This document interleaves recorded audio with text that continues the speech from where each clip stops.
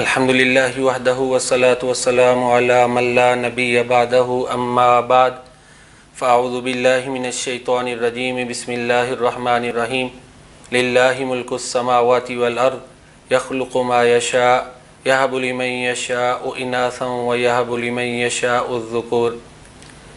آسمانوں اور زمینوں کا مالک اللہ تعالیٰ ہے، جو کچھ وہ چاہتا ہے پیدا کرتا ہے، جس کو چاہتا ہے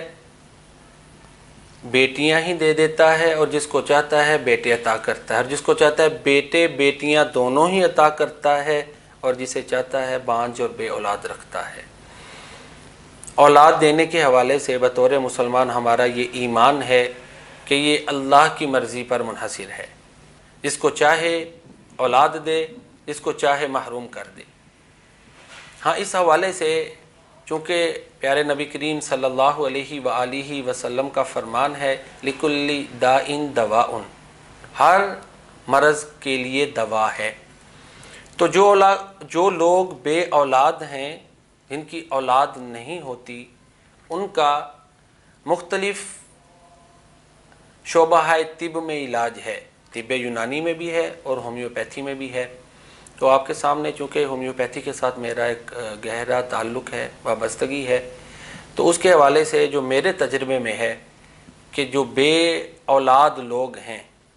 کامن ایک نسخہ ان کا جو ہے، ویسے تو ہر آدمی کی کیس ہسٹری لینی پڑتی ہے، مرد اور عورت دونوں کی، اور اس کی مناسبت سے بھی ادویات تجویز کرنی پڑتی ہیں، لیکن عمومی طور پر مردوں کو ایگنس کاسس کیو میں 5 فاس خواہ 12x میں دے دیں یا 200 طاقت میں 5 فاس اور ڈمیانہ، ان تینوں ادویات کو ملا کر مردوں کو کھلائیں 2 سے 3 ماہ یا اس سے کچھ دورانیہ بڑھ بھی جاتا ہے۔ اسی طرح عورتوں کے لیے جو ہے وہ اشوکا وہ میڈیسن ہے کہ یہ جو درخت ہے نا، اس کی ہندوؤں میں پتہ ہے نا جو چیز مفید و پوجا پاٹ کرتے ہیں، اشوکا، اور ساتھ میں جو ہے وہ ایلیٹس فیرینوسا اور ہیلونائس، یہ کیو طاقت میں یہ تینوں ملا لیں، زیادہ تر تو اشوکا ہی کافی ہوتی ہے۔ یہ طبی دوائیں دیں، اور ساتھ میں عام طور پر یہ ہوتا ہے کہ میں قرآن کریم کی آیات پڑھنے کے لیے دے دیتا ہوں، ربی حبلی من لدنک ذریۃ طیبہ،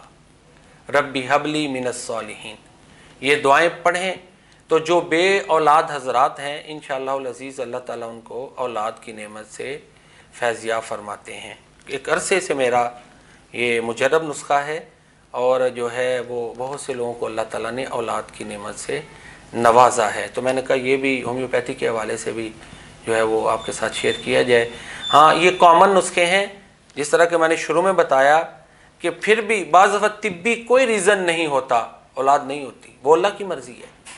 اور بعض دفعہ یہ ہوتا ہے کہ کیس ہسٹری لینی پڑتی ہے، اللہ تعالیٰ ہمیں جو ہے